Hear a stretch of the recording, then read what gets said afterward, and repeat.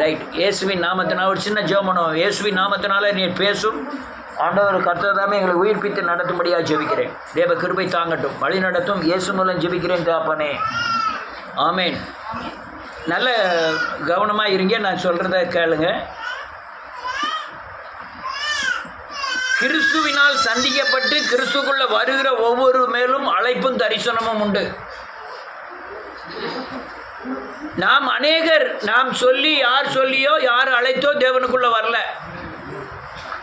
ஆவியானவர் நமக்குள்ளே இறங்கி ஒரு ஏவுதலை கொடுத்து நம்முடைய கால சூழ்நிலைக்கு இயேசுதான் வழி என்று இந்த உலக சூழ்நிலைக்கும் பிசாசின் போராட்டத்துக்கும் விடுதலை இயேசுவி இடத்திலாம் உண்டுன்னு சொல்லி ஆவியானவர் உணர்த்தி வந்திருக்கிறோம். நம்ம ஒரு அழைப்பு இருக்கிறது, அது ஊழியத்தின் அழைப்பு. நமக்கு ஒரு தரிசனம் இருக்கிறது, எழுப்புதல் தரிசனம். ஆனால் அநேகர் கர்த்தர் ஆசீர்வதிப்பார், நோயை குணமாக்குவார், உன்னை உலகத்தில் மேன்மையாக வைப்பார், கஷ்டமில்லைன்னு சொல்லி வர்றவர்களாம் ஏமாற்றுத்தனமாய் வந்தவர்கள். அவர்கள் மேல் அழைப்பு உறுதிப்படுத்தப்படவில்லை. அல்லேலூயா. பரம்பரையாய் கிறிஸ்துவர்களுக்கு வருகிறவர்கள் மேலேயும் அழைப்பு இல்லை. அல்லேலூயா. தரிசன ஊழியத்தில் ஆரம்பிக்கப்பட்ட சபைகளில் உள்ள தரிசனங்கள் இது அவர்கள் மேல் இல்லாத காரணம் அதை புதுப்பிக்கப்படாதவரினாலே அநேக பரம்பரை சபையில் உள்ளவர்கள் மேலேயும் அழைப்பு இல்லை, தரிசனம் இல்லை. என்ன போகிறேன், சர்ச்சுக்கு போகிறேன், அவ்வளோதான். யாரோ பர்னபாஸ் வீட்டில் யாரோ ஜெபக்கூடத்துக்கு 2 பையங்க வந்துருக்காங்க மாராந்தியிலேருந்து. நம்ம தரிசனம் என்னன்னு கேட்டேன். அவங்க சொன்னது என்ன தெரியுமா, மோகன்சி லாசரஸ் தரிசனம்னாரு. ஆனால் நம்ம தரிசனம் என்ன, எழுப்புதல் தரிசனம். இந்த காரியங்களில் நீங்கள் தெளிவாய் புரிந்து கொள்ள வேண்டும். பழைய ஏற்பாடில் ஒரு தரிசனத்தை பெற்றவர்கள், ஒரு அல்லேலூயா சொப்பனக்காரர்களுக்கு, ஆசாரியர்களுக்கு தேவன் அபிஷேகம் பண்ணி தரிசனத்தை குறிப்பிட்ட ஆள்களுக்கு கொடுத்தார். ஒருவேளை தரிசனத்தை நிறைவேறாமல் பாவம் செய்துவிட்டால் அவர்கள் இந்த பூமியில் தண்டிக்கப்பட்டார்கள். அல்லேலூயா. தண்டிக்கப்பட்டார்கள். தண்டிக்கப்பட்ட பிறகு தாவீதை போல மனம் திரும்பி ரட்சிக்கப்பட்டவர்களும் உண்டு. பழைய ஏற்பாட்டில் பரிசுத்தவான்கள் இயேசுவின் சிலுவையை தரிசித்தால் மட்டும்தான் அவங்க பரலோக ராஜ்யத்துக்கு ஆயத்தமானார்கள். இல்லைன்னா அவங்க பாவ புதை குழியில் தான் இருந்தார்கள். அவர்களை தான் இந்த தேவதூதன் வந்து அல்லேலூயா முதலாவது மரித்தவர்கள் எழும்புவார்கள் சொன்ன அந்த ரேங்க்குள்ளே வருவார்கள். ஆனால் புதிய ஏற்பாடு அப்படி கிடையாது. நமக்கு சான்ஸ் இல்லை. அல்லேலூயா. ஒரு சிறுத்தையை ஒரு ஆடு விரட்டிட்டு சிறுத்தையை ஆடு விரட்டுமா? ஒரு மானை ஒரு சிறுத்தை விரட்டிட்டு போகுது. சிறுத்தை எல்லா மிருகங்களை பார்க்கலாம் அதிக வேகமாக ஓடக்கூடியது. ஆனால் மான் அதை விட வேகமாக போகுது. காரணம் என்னன்னா, சிறுத்தைக்கு வேற சான்ஸ் இருக்கு. இந்த மான் கிடைக்கலன்னா வேற இன்னொரு நொண்டி மான், சண்டி மான் ஏதாவது பிடிச்சி சாப்பிட்டுக்கலாம். ஆனால் மானுக்கு அப்படி கிடையாது. அந்த ஒரே சான்ஸ் தான். தப்புனா தான் முடியும், தப்பலைன்னா வாழ்க்கை முடியுது. அதே கதி தான் இப்போ சிலுவைக்கு அப்புறம் நமக்கு உள்ள கிரியைகள். ஒரே வழிதான் இருக்கு, ஒரே சான்ஸ் தான். ஆனால் பழைய ஏற்பாடு அப்படி கிடையாது. ஆனால் அந்த நேரம் சிலுவை வெளிப்படலை, தரிசனங்கள் கிடையாது. தரிசனங்கள் என்ன கொடுக்கப்பட்டது? தீர்க்கதரிசிகள், அல்லேலூயா ஆசாரியர்கள், சொப்பனக்காரர்களுக்கு மட்டும்தான் அபிஷேகம் கொடுக்கப்பட்டது. ஆனால் புதிய ஏற்பாடு அப்படி அல்ல. எல்லாருமே அபிஷேகிக்கப்படுகிறார்கள், நீ எல்லாருமே ரட்சிக்கப்படுகிறார்கள். அன்னைக்கு பழைய ஏற்பாடில் ஒரு தீர்க்கதரிசியாக இருந்தால், ஒரு சொப்பனக்காரனாக இருந்தால், ஒரு ஆசாரியனாக இருந்தால் தேவன் அவன்கிட்ட மட்டும்தான் பேசினார். ஆனால் புதிய ஏற்பாடு அப்படி அல்ல. மனம் திரும்பி பாவ மன்னிப்பு நிச்சயத்தை பெற்ற ஒவ்வொருக்குள்ளும் ஆவியானவர் இருக்கிறார். இதெல்லாம் பெரிய சப்ஜெக்டு. நீங்கள் கூர்மையாக கவனிச்சாதான் புரியும். கவனிச்சாங்கன்னா உங்கள் எதிர்காலத்துக்கு உங்களுக்கு பெரிய சப்போர்ட்டாக இருக்கும். இப்போ ஒரு பைபிள் கிளாஸில் சொல்லிக் கொடுக்கக்கூடிய பாடங்கள். இந்த புதிய ஏற்பாடு அப்படி அல்ல. நீ பாவம் செய்யும் போதும், நீ சத்தியத்தை மீறும் பொழுதும், ஆவியானவருக்கு விரோதமாய் பாவம் செய்யும் பொழுதும் உங்களுக்கு உள்ளே இருக்கிற ஆவியானவர் கண்டிப்பார். அல்லேலூயா. கண்டித்து உங்களை இயேசுவை போல மாற்றிக்கொண்டே இருப்பார். ஆனால் இந்த தரிசனம் மாறாது. பழைய ஏற்பாட்டில் தரிசனம் மாறியது. தரிசனத்தை இழந்தான் சவுல். அல்லேலூயா. சாமுவேலுடைய பிள்ளைகள் தரிசனத்தை இழந்தது. மோசேயினுடைய பிள்ளைகள் தரிசனத்தை இழந்தது. ஆனால் புதிய ஏற்பாடு நான் எழுப்புதல் தரிசனத்தை போதிக்கிறோம். நான் இறந்தாலும் இந்த தரிசனம் என் மகனை விட்டு விலகாது. இன்னைக்கு நம்ம பார்க்கிற பார்வை வித்தியாசமா இருக்கலாம், ஆனால் தரிசனம் என்ன செய்யாதே, மாறாது. நீ நடக்க வேண்டிய வழியில மகனை நட, ஆனாலும் உன்னை நியாயத்தில் கொண்டு போய் நிறுத்துவார். இந்த விசுவாசமும் அவனுக்கு கொடுக்கப்பட்ட தரிசனமும் மாறாது. அல்லேலூயா. ஆனால் பழைய ஏற்பாடுல ஆபிரகாமுக்கோ தாவீதுக்கோ அல்லேலூயா இயேசுவை தரிசித்த எந்த பரிசுத்தவான்களுடைய தரிசனங்களும் மாறவில்லை. ஆனால் பிள்ளைகள் அவுட் ஆயிட்டாங்க. சாமுவேல் சொன்ன தரிசனத்திலே அவன் ஆசாரியனை இருந்து அபிஷேகம் பண்ணினான், தீர்க்கதரிசியாக இருந்து தீர்க்க தரிசனங்களை சொன்னான். ஆனால் சவுல் ராஜாவாய் அபிஷேகம் பண்ணினார், ராஜ்யபுரத்தை இழந்தான். ஆனால் சந்ததியுமே அவுட் ஆயிட்டு. இந்த காரியங்களிலே புதிய ஏற்பாடு தரிசனங்களை பெற்ற அழைப்பை பெற்ற நாம் ஏகப்பட்ட சங்கடங்களை பட வேண்டியிருக்கும். பழைய ஏற்பாடு புதைபொருள், புதிய ஏற்பாடு வசனத்தை வைத்து புதைபொருளை நீங்கள் கண்டுபிடிக்கணும். அல்லேலூயா. என்ன சொன்னேன்? பொருள் புதிய ஏற்பாடு வசனத்தை வச்சு பழைய ஏற்பாடு என்ன செய்யணும், கண்டுபிடிக்கணும். நீங்க அந்த அல்லேலூயா பழைய ஏற்பாடு ஒரு பரமேஸ்வரர் கேட்டாரு, எழுப்புதல் எங்கே எழுதியிருக்குன்னு. சத்தியம் என்பது வேற, வேத வசனங்கள் என்பது வேற. வேத வசனத்தில் புதிய பொருள் என்ன செய்யுது, மறைஞ்சு கிடக்கு. இந்த சத்தியத்தை வச்சு மறைஞ்சு கிடக்கிறத என்ன செய்யணும், கண்டுபிடிக்கணும். அதுதான் எழுப்புதல். எழுப்புதல்னு ஒன்று பிறகுமே இல்லை. சீரட்டு குடிக்கப்படாதுன்னு எங்கே எழுதியிருக்கு, சினிமா பார்க்கப்படாதுன்னு எங்கே எழுதியிருக்கு. ஆனால் நாளையிலிருந்து சீரியல்லாம் பாருங்கள். அதை எழுதியிருக்காது, அது சத்தியம். அது என்னது, மறைபொருள், மறைபொருளான கருத்துக்கள். அதனால இந்த அநேக பழைய ஏற்பாடு பரிசுத்தவான்கள் தரிசனத்தை பெற்றவர்கள் இந்த தரிசனம் இழந்து போகாதபடி தேவனை சார்ந்து கொண்டபடினாலே தரிசனத்தை நிறைவேற்றினார்கள். அல்லேலூயா. சூழ்நிலைகள் கொடூரமாக இருக்கலாம், தரிசனம் மாறாது. காட்டுக்குள்ள வந்து ஆராதிச்சுக்கிட்டு இருக்கலாம், தரிசனம் மாறாது. அது எழுப்புதல் தரிசனம் நிறைவேறியே காலம் தாமதமானாலும் அது நிறைவேறியே தீரும். காலம் தாமதமாகலாம். அதை விட எனக்கு பெரிய ஆசீர்வாதம் என்ன தெரியுமா, நீங்கள் பெற்ற இந்த எழுப்புதல் தரிசனம் உங்க பிள்ளைகளுக்கு கடந்து செல்லும். நீங்க கொஞ்சம் தான் கேட்டீங்க, ஆனா பிள்ளைகள் பல மடங்கு அதிகமாக செய்வார்கள். இது என்ன கோமாளித்தனமா இருக்கு. நம்ம கரையை கட்டுதான், மண்டடிக்கு வச்சு குப்பிடப்படுத்துக்கிட்டு. ஆனா அவன் எப்படியா நிறைவேற்றுவான், நிறைவேற்றுகிறவர் யாரு. ஆனா நான் கேட்கறதுக்கு பிரயாசப்படுறேன், நான் நடக்கிறதுக்கு பிரயாசப்படுறேன். எந்தவித பிரயாசமும் படாமல் இந்த அப்புறம் உள்ள நம்ம கரையை கட்டினது எல்லாம் விளைச்சல் எங்கிருந்து வரும், அடுத்த சந்ததி பயங்கரமாக இருக்கும். நம்மளை விட அதிகமாய் தேவனுடைய ஊழியங்களை பகிரங்கமாய் செய்வார்கள். எழுப்புதல் சத்தியம் அந்த அளவுக்கு கிரியை செய்யும். ஆனால் நீங்கள் தேவனை நம்புவது மட்டும் விடக்கூடாது. நான் ஜபர்சனுக்கும் ஆண்டவருக்கும் சம்மந்தமே இல்லை. நீங்கள் இருக்கிற பக்தி கூட அவன்கிட்ட இல்லை. எப்போமாவது ஒரு நாள் சர்ச்சுக்கு போகிறோம், என்னைக்காவது அப்படிதான் போயிட்டு இருக்கோம்.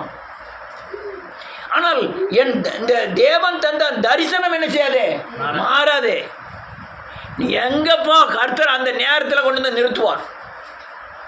அது மாறாதது. அது எதில் இருக்கு, சகரியாவிலே மல்கியாவிலே எழுதியிருக்கு. தரிசனம் ஒன்று நாளும் மாறவே செய்யாது. அல்லேலூயா. ஆனால் சாமுவேலின் தரிசனம் மாறியது. அல்லேலூயா. அல்லேலூயா. மோசேயினுடைய தரிசனம் மாறியது. அவங்க பிள்ளைகளுக்கு அந்த தரிசனம் போடல. அந்த தரிசனம் யார்கிட்ட போய் கிடைச்சுன்னா யோசுவாவிட்டையும் காலேப்டையும் போய் கிடைச்சிட்டு. ஆனால் அவன் ரெண்டு பிள்ளைகளுடைய மேலேயும் அந்த தரிசனம் வந்து விழலை. ஆனால் புதிய ஏற்பாடு அப்படி கிடையாது. ஏனால் நான் குமாரன், என் மகனும் தேவனுக்கு குமாரன். ஒரு பிள்ளை தப்புச்சோம்னா விட்டுருப்போமா நம்ம, அதெல்லாம் கரெக்டாக கொண்டு வந்து நிறுத்துவார். அல்லேலூயா. ஆனால் நம்முடைய நம்பிக்கை மாறாதிருந்தால் தரிசனம் மாறாது. உன் நம்பிக்கை மாறினால் தரிசனம் மாறும். தேவன் மேலே வைக்கிற விசுவாசம் மாறினால் உன் தரிசனம் மாறும், உன் அழைப்பு மாறும். அல்லேலூயா. நான் அதை தான் நீ சொல்ல போகிறேன். எருசலேமை தேவாலயத்தை கட்டி அநேக ராஜாக்கள் அந்த எருசலேமை தேவாலயத்தை ஆண்டார்கள். கடைசி ராஜா அவனுக்கு 8 வயசுன்னு நினைக்கிறேன். 8 வயசுன்னு வாசிப்போங்க. ராஜாக்களின் புஸ்தகம் கடைசி அதிகாரம்.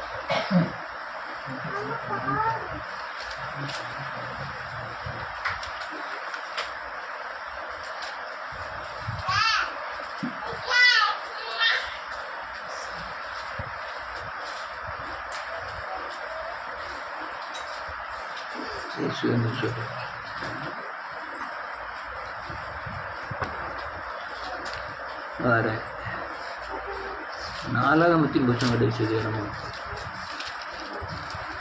8 வயசுன்னு எழுதியிருக்கோம்.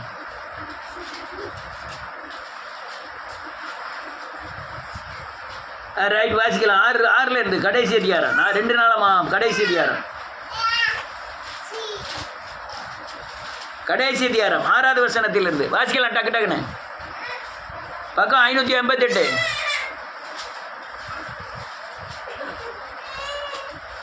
5லேருந்து வாசிக்கலாம்.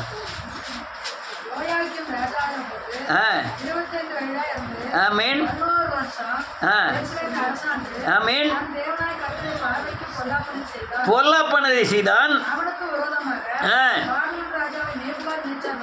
அந்த காட்டினான். ஆமென் ஆமென் ஆமென் ஆமென் ஆமென் ஆமென்.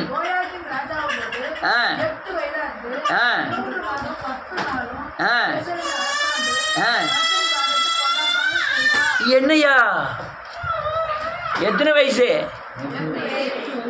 8 வயசுல என்ன பொல்லாப்ப செஞ்சிருப்பான்? அல்லேலூயா. 8 வயசுல உனக்கு எத்தனை வயசு? 13.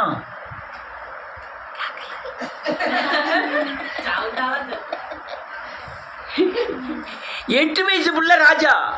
பொல்லா பண்ணதை யார் செய்தா? அவன் செய்யல, கூட இருந்தவன் புறம் செய்தான். ஆனால் பொல்லாப்பு யார் மேலே வந்து விழுந்தது? ராஜா மேலே விழுந்தது. அவன் அடுத்தால தேவன் அவனுக்கு விரோதிகளை அனுப்பினார், எல்லாத்தையும் வெட்டி போட்டுட்டார். இந்த யாரு ஹிட்லர் இருக்கான் தெரியுமா? கிறிஸ்துவர்களை 60 லட்சம் பேரை கொண்டான். அவன் 60 லட்சம் பேரை மட்டும் கொல்லலை, கொன்னவருங்க வந்து பார்க்கான். வயசாளி, கால் நடக்க முடியாதவன், கண்ணுக்கு தெரியாதவன், காது கேட்காதவன், அவ்வளோ பேர் க்ளோஸ் பண்ணிட்டான். இவனோட வச்சுக்கிட்டு நான் ஏன் பராமரிக்கணும்?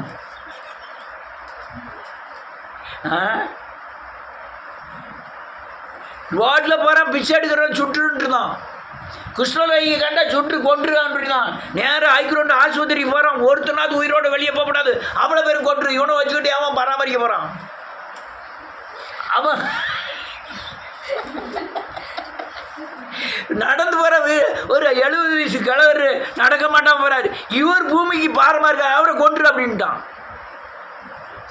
அதே மாதிரி நேபுகாத் நேசர் என்ன செய்யணும்? இங்கே இருக்கிற அந்த கிழவர், நடக்க முடியாதவன், கிளவி எல்லாத்தையும் என்ன செஞ்சிரு? கொன்று. கொஞ்சம் வாலிபமாக இருக்கவங்க, ஞானமாக இருக்கவங்க அவ்வளோ பேரையும் பிடிச்சிட்டு போய் கொண்டு போயிரு அப்படின்ட்டான். எங்கன்னா நரமண்டை தெரியுதா? அவ்வளவு கொலை பண்ணிவிட்டான். மர்மம் அதுக்குள்ள யாரும் தலையை பார்க்காம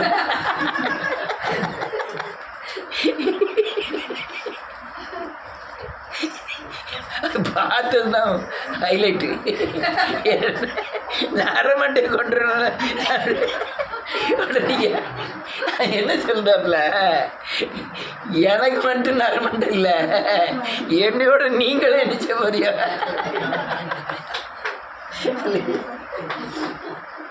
இல்லையா? அப்படிதான் அவன் செஞ்சான். நேபுகாத்நேசர் என்ன செஞ்சான்? ஆகாததை பூரா கொன்றுட்டான். கிளம்பி நடக்க முடியாதவன், நோய்வாய்ப்பட்டவன் எல்லாத்தையும் கொண்டு யாருக்கு தெளிச்சு எடுக்கணும்? படித்தவர்கள், ஞானம் உள்ளவர்கள், வாலிபர்கள், அல்லையா அழகுள்ளவர்கள், இவ்வளோ பூரா கொண்டு போய் கொண்டுட்டான். ஆள் அழகா இருக்கான், கால் நொண்டினா அவனை கொண்டுட்டான். அல்லேலூயா. கொண்டு போய் அங்கே கொண்டு போயிட்டான். அதில் கொண்டு போனதில் தான் 4 பேர் விவேகிகள், 4 பேர் பக்திமான்கள். அந்த 4ல் ஒருத்தன் டேனியல், இன்னொருத்தன் சாத்ராக், மேஷாக், ஆபேத்நேகோ. இவன் போனவன் சும்மா ஒன்று போன. இந்த சாலமோன் ராஜா தேவாலயத்தில் வைத்திருந்த தங்கங்கள், வெள்ளிகள், பனிமூட்டுகள், கர்த்தருடைய பாத்திரங்கள் எல்லாத்தையும் என்ன செஞ்சிட்டான்? தூக்கிட்டு போயிட்டான். இந்த பாத்திரத்தை தொட்டாலே ஒரு நேரம் செத்தான் ஆட்கள். ஆனால் இவங்க பாத்திரத்தை கொண்டு போகும்போது ஒன்றுமே செய்யலை. காரணம் என்ன?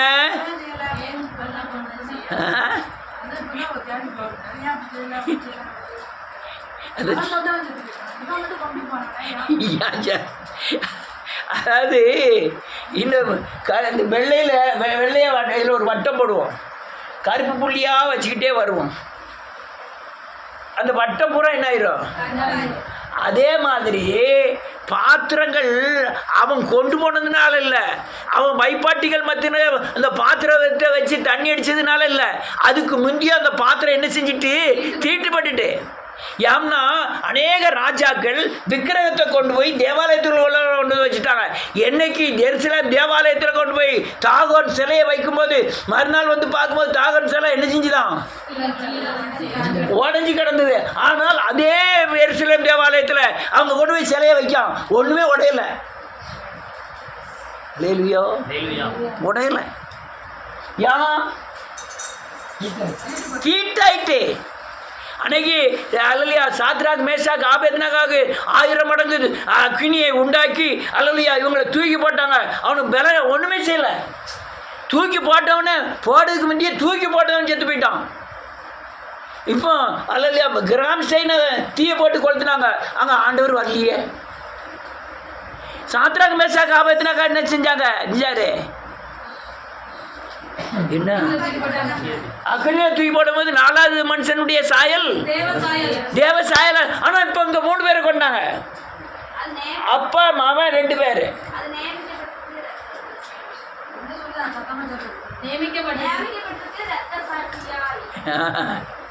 அது இல்லையா தீட்டுப்பட்டுட்டு. நீங்க தீட்டுப்பட்ட காரணம் ஆசாரியர்களுடைய கொடுமையின் காரியமாக தான் அல்லையா எருசலேம் தேவாலயத்துக்கு நேபுகாத்நேசர் வந்தான்னு நெகேமியா புத்தகத்தில் எழுதியிருக்கு. ஆசாரியர்கள் அடுத்த ஒரு மனைவியை எடுத்துக்கொண்டார்கள், விபச்சாரம் ஆலயத்தில் வச்சே பண்ணினார்கள். அல்லையா ஏலியின் பிள்ளைகள் ஆலயத்தில் விபச்சாரம் பண்ணினார்கள், தீட்டுப்பட்டது. அதே போலாம் இந்திய தேசத்துலையும் அன்னைக்கு எரிக்கும் போது தேவன் ஏன் வரலன்னா அநேக பாஸ்டர்கள், அநேக சபைகள் வேசியின் கூடாரமாய் மாறினதுனால தான் அன்னைக்கு அங்கே எரிக்கும் போது வரல.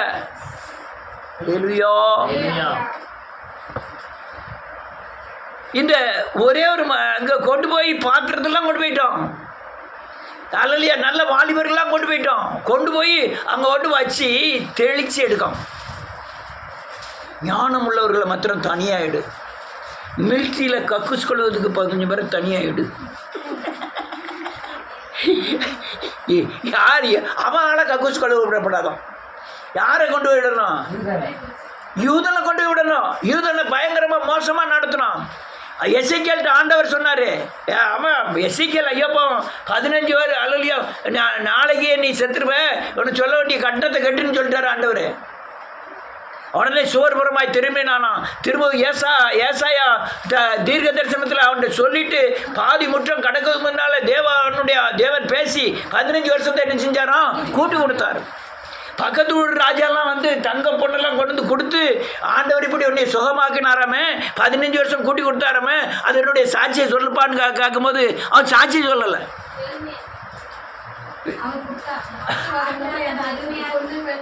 பொண்ணு வெள்ளி அதெல்லாம் கொண்டு போய் காமிக்கும். என்ன அவன் போய் கேட்கான், ஏசாயா ஏப்பா என்னத்தை காமிச்ச? நான் அரண்மனையில் காமிக்காதவது ஒன்றுமே இல்லை, எல்லாவற்றையும் காமித்து விட்டேன். அவன் என்ன கேட்க வந்தான்? நீ செத்துருவேன்னு சொல்லி ஆண்டவன் திருக்கு தரமே 15 வருஷம் கூட்டி கொடுத்தாராமே, அதை பற்றி கேட்க வந்தான். கேட்க வந்தவன்ட்டு எல்லாத்தையும் சொல்லிட்டான். அல்லேலூயா. அவன் காமிக்காத பொருள் ஒன்றுமே இல்லை. அன்னைக்கு சொன்னார் ஆண்டவர், எசேக்கியேலே, உன்னுடைய சந்ததி பாபிலோன்ல என்ன செய்யும்? பெஞ்சு தொடக்கும். அல்லேலூயா. பெஞ்சு தொடக்கும் அப்படின்ட்டாரு. அந்த முதல்ல சொல்லிட்டு வர்றார் ஆண்டவர். ஒவ்வொரு தீர்க்க தரிசனத்திலையும் நீங்க பாபிலோன்ல அடிமையாவீர்கள் அப்படின்னு சொல்லிட்டு வர்றாரு. கேட்கறதுக்கு ஒருத்தரும் இல்லை. உடனே தியானியல இவங்களை எல்லாத்தையும் வாலிபர்களை கொண்டு போய் நல்ல மாட்டுக்கறி வச்சு, நல்ல ஆட்டுக்கறி வச்சு, நல்ல பிரியாணி வச்சு, மீன் பிரியாணி வச்சு கொடுத்து சாப்பாடு எதுக்கு? ஆனால் இவன் அல்லேலூயா சாப்பிட மாட்டேன்ட்டான். யாரு? தானியேல். வாசிப்போம் தானியேலின் புத்தகம்.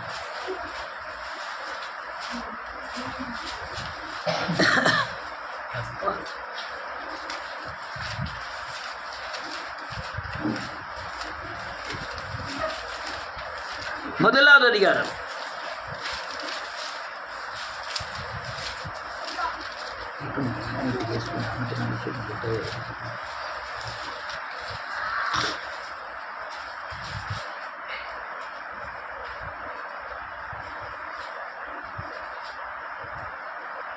எட்டாவது வசனம்.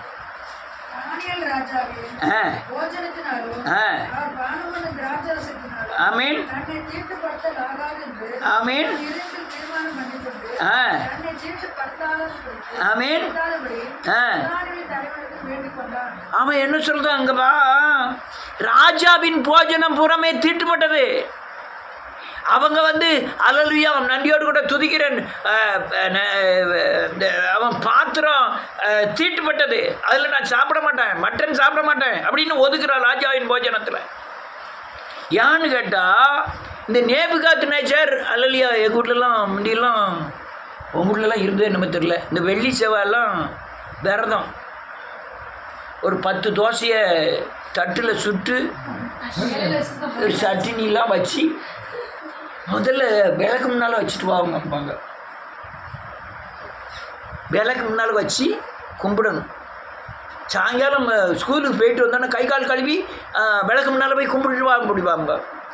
இது யார் எண்ணத்தில் ஓடி எண்ணத்தை நினச்சி கும்பிட, சும்மா ஆண்டவரே ஆண்டவர் எங்கள் கடவுளேன்னு சொல்லிட்டு வந்துடுது. இந்த நேபுகாத்நேச்சர் தன்னுடைய தெய்வத்துக்கு இந்த சாப்பிடுகிற சாமான்களை சாப்பாடை பூராமே வச்சு கும்பிடாம அவன் சாப்பிட்டதே கிடையாது. அதனால தீட்டுப்பட்டதுனால நான் சாப்பிட மாட்டேம்மா. சாப்பிடாதனால இவன் என்ன சொல்கிறான்? ஒரு வேளை நீ ஒல்லியாகி நீ எலும்பு தோலுமா ஆகிட்டா ராஜா என்ன செஞ்சிருவான்? கொன்றுவான். அதனால நீ சாப்பிடுங்க. ஏங்கப்பா, நீ வெறும் பருப்பு கறி மாத்திரம் காய்கறி மாத்திரம் தான் சாப்பாடு கொடுத்துட்டு அதுக்கப்புறம் பாரு எல்லாத்தோட நான் எப்படி இருக்கேன் அப்படின்னு சொல்கிறான். சரின்ட்டு இவன் சொன்னதையும் கேட்டுக்கிட்டான். எப்படி இருக்கான்னு பாருங்க. 14வது வசனம். அவன் இந்த காரியத்திலே அவர்களுக்கு செவி கொடுத்து 10 நாளளவும் அவர்களை சோதித்து பார்த்தான். 10 நாள் சென்ற பின்பு ராஜா போஜனத்தை புசித்த எல்லா வாலிபரை பார்க்கிறோம் அவர்கள் முகம் களை உள்ளதாயும் சரீரம் உள்ளதாயும் காணப்பட்டது. ஆகையால் மென்சார் அவர்கள் புசிக்க கட்டளையான போஜனத்தையும் அவர்கள் குடிக்க கட்டளையான திராட்சரசத்தை நீக்கி வைத்து அவர்களுக்கு பருப்பு முதலானவைகளை கொடுத்தான். இந்த 4 வாலிபரும் தேவன் சகல எழுத்திலும் ஞானத்திலும் அறிவையும் சாமர்த்தியத்தையும் கொடுத்தார். தானியேலை சகல தரிசனங்களையும் சொப்பனங்களையும் அறியத்தக்க அறிவுள்ளவனாய் ஆக்கினார். தரிசனம் மாறாது. சர்ச்சே இல்லாம போட்டோம், தரிசனம் மாறாது. நீங்க ஒருத்தருமே இல்லாம போங்க, தரிசனம் மாறாது. எழுப்புதல் தரிசனம் மாறவே செய்யாது. ஆனா கேட்கறதுக்கு தான் ஆள் இல்லை. எழுப்புதல் மாறவே செய்யாதே. அல்லேலூயா. எழுப்புதல் என்ன?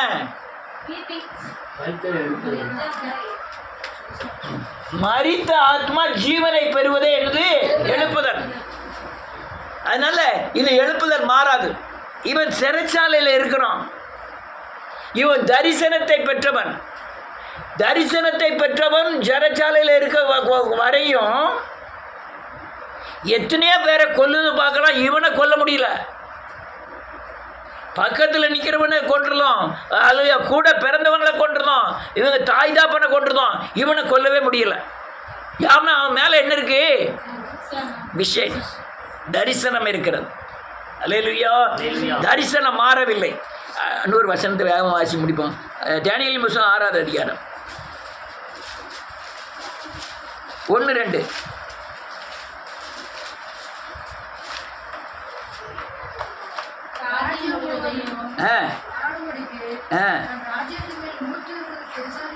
ஆமென்.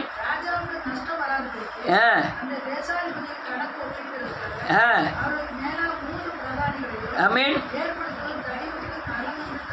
கண்டு என்ன பாருங்க, 120 நாட்டுக்கு மேல 3 பேர் பிரதானிகள். அவன்ல ஒருவன் யாரு? தானியேல்.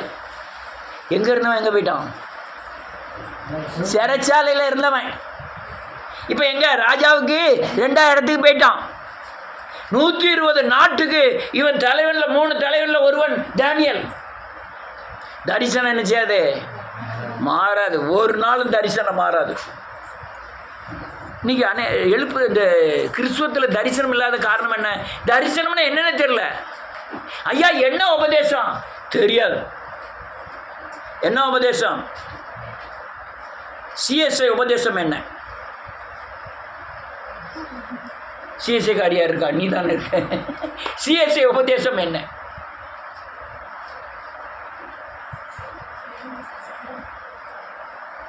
விக்கிரக ஆராதனை எதிர்ப்பு. சொல்லு. பிராட்டஸ். இவ எங்கள் வீட்லேயும் சீசக்காரி இருந்தால போயிட்டால. பிராட்டஸ்டன்ட் விக்கிரக ஆராதனை இருந்து அல்லேலூயா எதிர்ப்பு. பெந்தேகோஸ்தேயின் உபதேசம் என்ன? ஆவியில் நிரம்புதல், அந்நிய பாஷை பேசுவதல். இது செவன்த் டேயின் உபதேசம் என்ன? 7வது நாள் ஓய்வு நாள். இப்படி ஒன்றுலையும் ஒவ்வொரு உபதேசங்கள் இருக்கிறது. உருப்படாத உபதேசங்கள். எது உருப்படாத உபதேசம்? ஜீவன் உட்பிரவேசிப்பதான் என்னது? உருப்படாத உபதேசம், எழுப்புதல் உபதேசம். ரைட், போட்டோம். இன்னும் உயர்த்திட்டாரு. இவனை எப்படியாவது ஆளை காலி பண்ணணும்னு நினைக்கிறாங்க. நேராவது எப்படி சொல்லி முடிக்க போகிறேன்னு எனக்கு தெரியல. சொல்லி நாம் தராங்க. இவங்களை எப்படியாவது குற்றம் கண்டுபிடிக்கணும் பார்க்காங்க. குற்றமே கண்டுபிடிக்க முடியல. உடனே ராஜாட்ட போய் சொல்றான், ராஜாவே இந்த தேசத்துக்கெல்லாம் நீ ராஜாவாக இருக்கிற, 120 தேசத்துக்கு ராஜாவாக இருக்கிறீர். ஒரே ஒரு சட்டம் போடும், உண்மை தவிர யாரையும் என்ன செய்யக்கூடாது, மக்கள் வணங்கப்படாது. வணங்கினா என்ன செய்யணும்?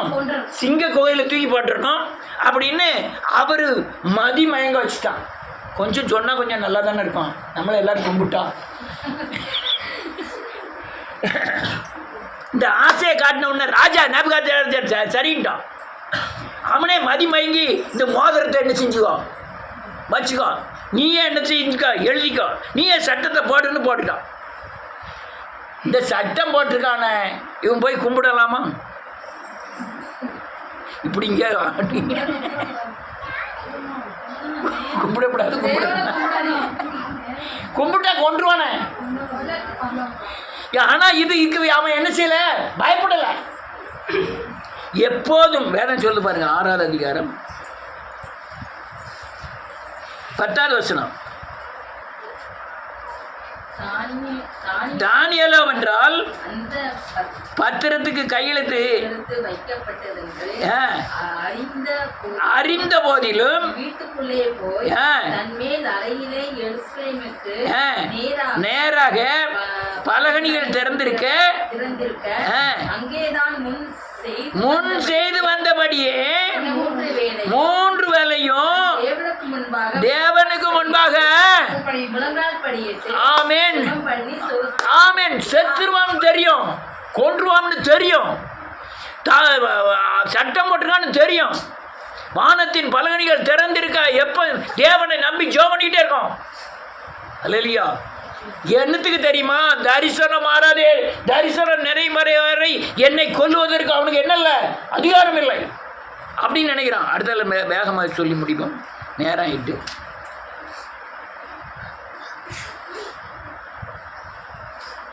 இவங்கெல்லாம் போய் தானியேலை பிடிச்சி போயிட்டாங்க.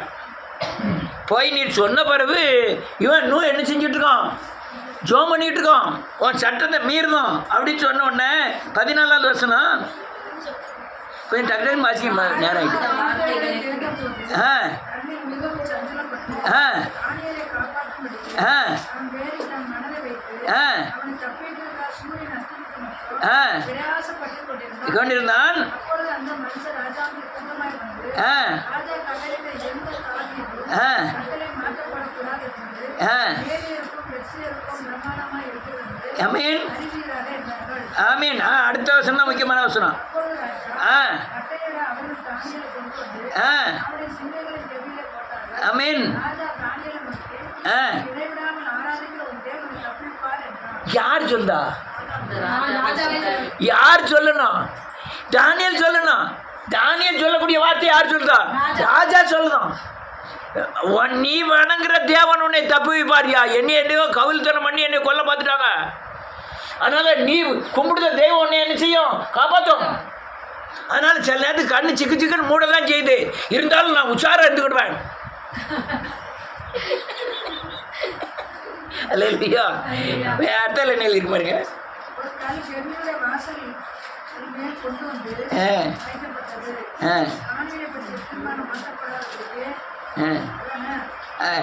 ரைட்டு. மாறுத்தப்படாதபடி சில இதில் தூக்கி போட்டாங்க. உள்ளே போய் ராஜா போய் பெஞ்சா மரத்தை கொண்டு வந்து வீசுதாங்க, நடனம் ஆடுதாங்க. ஒரு 10 பேர் பிள்ளைகள் நடனம் ஆடுது. எதுக்கு? இவனுக்கு உறக்கம் வர மாட்டேங்குது. ராத்திரி யாருக்கு உறக்கம் வந்துட்டு அங்கே தூக்கம் நடக்கு சிங்கத்து மத்தியில். ஆனால் ராஜாவுக்கு உறக்கம் இல்லை. அது வாசிங்க பார்ப்போம். இல்லை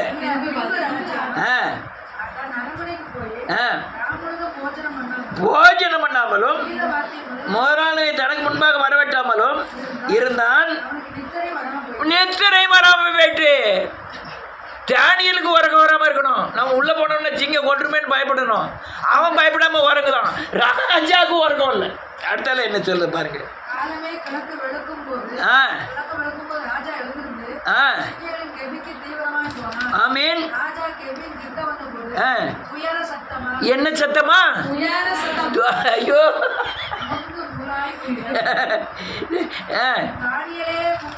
தானியேலே என்று கூப்பிட்டான்.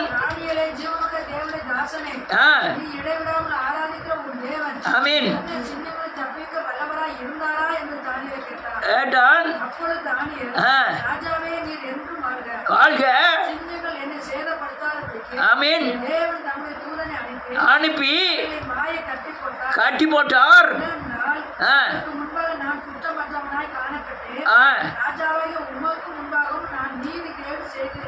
ஆமே, நான் நீதி கேடு செய்தில்லை. அவருக்கு முன்னால குற்றமற்றவனா இருந்தான். அதனால சிங்கத்தின் மாயை கட்டி போட்டாரு. ராஜா என்ன சொல்றாரு பாருங்க. 26வது வருஷம் 26